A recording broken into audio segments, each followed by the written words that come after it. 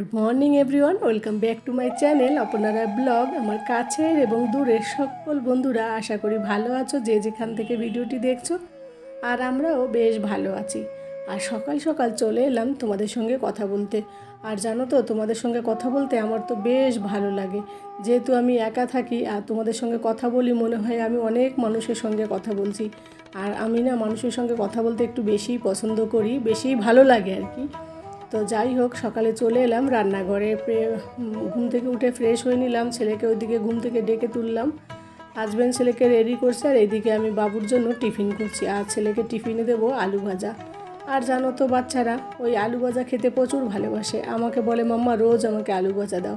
কিন্তু রোজ তো এইসব ভাজা খাওয়া ঠিক হয় না না। আর ঝোলের কোনো কিছু যদি দিই, ঝোল বানিয়ে কোনো কিছু, তাহলে কি হয়, ওই টিফিন বক্সটা ও ঠিক করে সামলাতে পারে না। যে টিফিন বক্সই দিই না কেন ও ফেলে দেয়, বই খাতায় লেগে যাবে। ওই কারণে আমি ও ঝোল টাইপের, লিকুইড টাইপের কোনো কিছুই, ভিজে টাইপের খুব কম দিই। তো যাই হোক, মাঝে মাঝে পনির দিতে ইচ্ছা করে, কিন্তু ওইটার জন্যই শুধু দিই না। তো ওর জন্য রুটি বানিয়ে দিলাম, আর একটা রুটি দিলাম ওকে খেতে, সেখান থেকে হাফ খেলো। আর ওর পাপাও খেয়ে নিল। যেহেতু ছেলেটার স্কুলে এখন থেকে 9টার সময়, ওদের স্কুলে মাধ্যমিকদের পরীক্ষা হচ্ছে, তো ওই কারণে ওদের 9টা থেকে 12:30 অবধি স্কুলের টাইম দিয়েছে। তো ওই কারণে ওর পাপা ওকে দিতে যাচ্ছে, আর একসঙ্গে ওর পাপাও বেরিয়ে যাচ্ছে। ওর সঙ্গে ওর পাপা আর ও দুজনে একসঙ্গে রুটি খেয়ে নিল। হাফ রুটি খেয়ে ছেলে গেল, আর ওর বাবা 2খানা রুটি খেলো। তো যাই হোক, আর বোতলটা রেখে দিলাম, দুধের বোতলটা নিচে, কারণ দুধওয়ালাও দুধ দিতে আসবে, কখন আমি বুঝতেই পারবো না ঘরের মধ্যে থাকলে। আমি এবার ওকে বারণ করেছি কলিং বেলটা বাজাবে না। কারণ কি, সকালবেলা কলিং বেলটা যখন বাজায় না, এত বিশ্রী আওয়াজ হয় না, আমার মাথা ভালো লাগে না আর কি। তো তার জন্য ওকে বলেছি কলিং বেল বাজাবে না, ওই কারণে বোতলটা আমি আগেই রেখে দিই। আর ছেলেকে ছাড়তে আমি একটু বাইরের দিকে এলাম, অনেক দিন পর সকালবেলা বাইরে এলাম। তো দেখি অনেকটা রোদও উঠে গেছে, আর ঘরের মধ্যে যেহেতু জানলা নেই, রোদ আর থাকে না, দেখতেও পাই না। তো ওর পাপা ওখান থেকে ওকে স্কুলে দিয়ে ও ওখান থেকে অফিসে চলে যাবে। আর সকালবেলা না, যখনই দরজা খোলা, এই গাছটা যখন দেখি বেশ ভালো লাগে। ঘরে ঘুম থেকে উঠে কোনো গাছপালা দেখলে মনের মধ্যে একটা বেশ তরতাজা ভাব থাকে, জানো তো। আর সকালবেলা ঘুম থেকে উঠে একদম ফুল এনার্জি নিয়ে আমি ব্রেকফাস্ট, পূজা, সব কিছু কাজকর্ম যেভাবে করি, তো এইভাবে করলে বেশ আমারও ভালো লাগে। আর নিজেকে আর কি সুস্থ রাখার জন্য চেষ্টা করি। তো এর আগের দিন তো দেখলে, ভ্যালেন্টাইন্স ডের দিন এই মেথির এটা নিয়ে এসেছিলাম, তো সেইটাকে একটু ফুটিয়ে নিলাম। তো নিচেই গিয়েছি, তো গ্যাসটা অন করে, তো জলটা মগ রাখার কথা ছিল, কিন্তু কমে গিয়েছে অনেকটা। তো ওই গরম জলটাকে আমি এনজয় করে খাচ্ছি। আর ঘুম থেকে উঠে না, আমার এই গরম জল খাওয়ার খুব একটা ভালো অভ্যাস আর কি, ভালোই বলতে গেলে। কারণ কি, ঘুম থেকে উঠে খাবার খেতে কেমন অদ্ভুত লাগে। তো প্রথমে আমি এটা খেয়ে নিই, এই মেথি জল, জিরে জল, যে জল হোক, দেখো তোমরা প্রায়ই হয়তো যারা আমার ব্লগ দেখো। তো এতে কী হয়, আমার পজিটিভ এনার্জিও থাকে, শরীরে বেশ ভালো হয়, জলও খাওয়া হয়। এমনিতে জলটা কম খাওয়া হয় শীতের দিনে, তবে এখন একটু একটু করে খাওয়া বাড়ছে। আর শীতের দিনে জানো তো, জল কম খেলে না ওজনটাও বেড়ে যায়, এই কারণে। তো আমার তো প্রচণ্ড ওজন বেড়ে গেছে শীতেতে এইবার। তো যাই হোক, এদিকে খাওয়া হচ্ছে, আর ওইদিকে একজনের সঙ্গে ফোনে কথা বলছি। তো যাই হোক, আর ভিডিও চলছে, সব একসঙ্গে কাজ চলে। আমি চেষ্টাও করি সমস্ত কাজের মাঝে নিজের দিকেও একটু ধ্যান রাখতে। তো শীতের দিনে বেশি ধ্যান রাখা হয় না, ওই জন্য একটুখানি অসুবিধাও হয়। আর ডক্টরও বলেছে আমাকে ওজন যেন না বাড়ে। ওজন বাড়লেই অ্যাকচুয়ালি কি, পিছনে কম ব্যাক পেইন আছে, তো হাড্ডির গ্যাপও আছে, তো ওইটা একটু সমস্যা হয়ে যায়। ওই কারণে আমিও চেষ্টা করি ব্যালেন্স রাখতে। কিন্তু আমি খেতে বড্ড ভালোবাসি, জানো তো। তো খাবার দেখলে খেয়ে নিই, তারপরে আমার খুব অসুবিধা হয়ে যায়। তো শীতের সময় খাবার খেতে খুব ভীষণ ভালো লাগে শীতের দিনে। তো ভাবছি আজ একটু ডায়েট করব, তো সবটাই তোমাদের সঙ্গে থাকবো, শেয়ার করব, তোমরা সকলের সঙ্গে থাকো। তো এইদিকে দেখো, জলটা খাওয়ার পরে আমি নিজের জন্য একটু গরম জল ভালো করে ফুটিয়ে নিলাম। তারপরে থার্মাস বোতলে 1 চামচ চায়ের গ্রিন টির পাতা দিয়ে ওটাকে ঢেকে রেখে দেবো, এমনিতেই কালার এসে যাবে। গ্রিন টি কখনো উনুনে দিয়ে জল ফুটিয়ে বানাতে নেই, এইভাবে গরম জলের মধ্যে পাতা দিয়ে ঢেকে রাখলেই হয়ে যায়। তারপর দুপুরবেলা রান্না করব ডিমের ঝোল। তো ডিমগুলোকে সিদ্ধ করলাম, আমার জন্য 6খানা ডিম, আর ছেলের বাবার জন্য হচ্ছে 4খানা ডিম। তো আমি 3টে সকালে খাবো, আর 3টে খাবো দুপুরবেলা ব্রেকফাস্টে। তো যাই হোক, আর এই যে বেগুনটা দেখছো, ওর পাপা বলছে একদিন বেগুন দেয়া ডিমের ঝোল রান্না করো। যদিও ও নিজে বেগুন খাবে না, কিন্তু বেগুনের ঝোল খেতে চায়। তো যাই হোক, তার জন্য বেগুন দেয়া ডিমের ঝোল করব, আর একটা আলু দেবো ভেবেছি। আর এইদিকে ফুলকপিও একটু কেটে কেটে সিদ্ধ করে রেখে দিচ্ছি হালকা করে। ফুলকপিটা একটু কালো জিরে ফোড়ন দিয়ে মানে ভেজে দেবো কোনো মশলা ছাড়াই। আর এই দেখো নিজের জন্য সকালবেলা আমার ব্রেকফাস্ট এটা হচ্ছে ডিম, 3টে ডিম মাঝখানে কেটে নিলাম, হালকা একটু হিমালয় পিঙ্ক সল্ট দিলাম আর একটুখানি গোলমরিচের পাউডার, তো ব্ল্যাক পেপার এটাও দিই, বেশ ভালো লাগে খেতে। তো এইগুলো প্রচণ্ড ডায়েট করতাম যখন না, ডিমের এই ইয়েটা আমি প্রচণ্ড খেতাম, যদিও এখন আর ইচ্ছা করে না খেতে। ডিম সিদ্ধ খেতে খেতে না এখন আর বিরক্ত লাগে জানো তো। অমলেটটা তাও খাওয়া যায়, সিদ্ধ ডিম না খেতে গেলে উল্টি আসে, মানে অনেক খেয়েছিলাম এক সময় যখন ওয়েট কমানোর সময় ছিল আমার। তো যাই হোক, আজ আবার ভাবলাম তাহলে নতুন করে আবার একটু একটু করে ডায়েট করি। আজ ডায়েট করছি, কাল আবার দেখা গেলো অনেকটা খেয়ে নিলাম, এই হচ্ছে আমার সমস্যা। তো ডিম খেতে গেলে না গলাটা আমার এমনিতে আটকে যায়, তো ডিমের সাথে একটু হালকা গ্রিন টি থাকলে বেশ ভালো লাগে।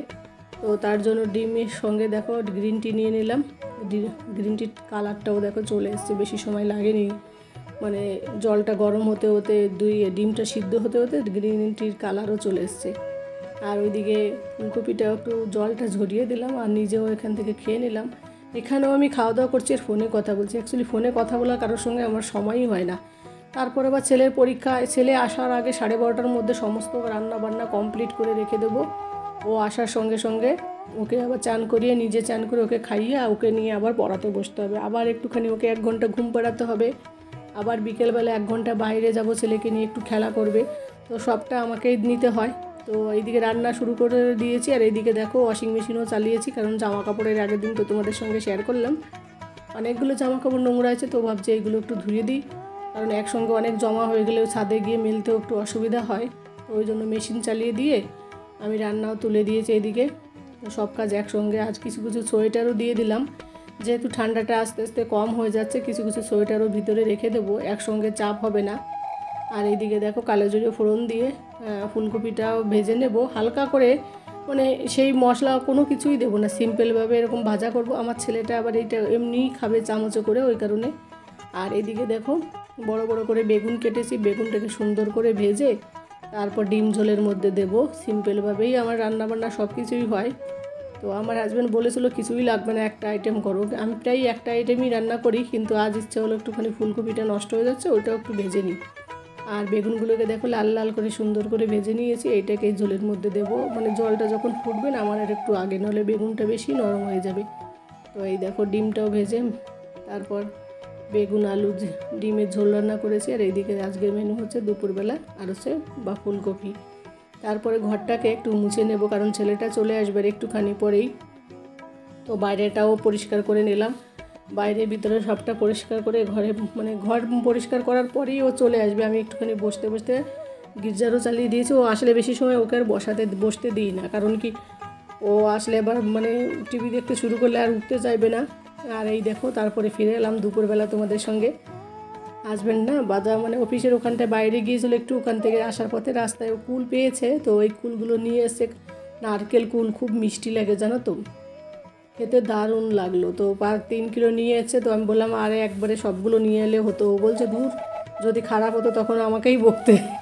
তো কুলগুলো পেয়ে ছেলের আমি তো প্রচণ্ড খুশি। তো তারপরে দেখো চান দান করে এসে ছেলেকে আর ওর বাবাকে দুজনকে খেতে দিলাম, আর আমি পুজো দিলাম। সবটা শেয়ার করা হলো না, অনেক কাজ মাঝখানে করে নিলাম। তো হাজব্যান্ডের জন্য থালা নিয়ে নিলাম, আর এদিকে ছেলেকে ভাত মাখিয়ে দিয়েছি, ও ওটা খাবে। তো এইভাবে সকালবেলা ঘুম থেকে উঠে পুরো ফুল এনার্জি পজিটিভ ভাব নিয়ে, মানে ঘর বাড়ি পরিষ্কার পরিচ্ছন্ন, জামা কাপড় রান্নাবান্না সব কিছু করি, আমার তো বেশ ভালো লাগে, মনটাও বেশ তরতাজা থাকে।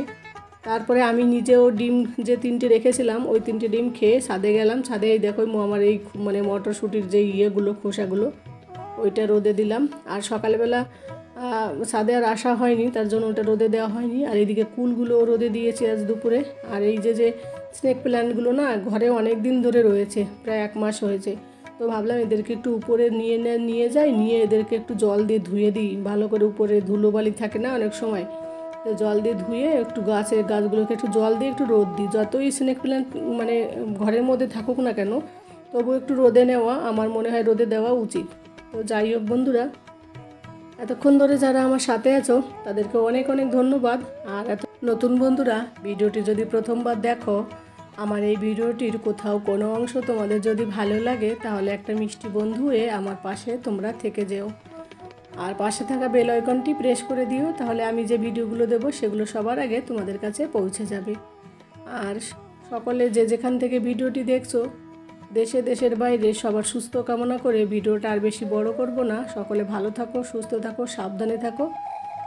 আর পরবর্তী ভিডিওতে তোমাদের সঙ্গে দেখা হবে। আর এই দেখো আমার এই গাছটা আর একটা ফুল দিয়েছে, খুব সুন্দর লাগছে দেখতে, তাই ভাবলাম তোমাদের সঙ্গে একটু শেয়ার করি। তো গাছগুলোকে ধুয়ে দিলাম, বেশ আমারও ভালো লাগলো, কারণ ওদেরও চান করানো উচিত, যেহেতু বৃষ্টি হয় না, ঘরের মধ্যে থাকে। তো যাই হোক বন্ধুরা, আজ এই পর্যন্তই। পরবর্তী ভিডিওতে তোমাদের সঙ্গে দেখা হবে। এটা গুড নাইট, সকলে ভালো থাকো, সুস্থ থাকো।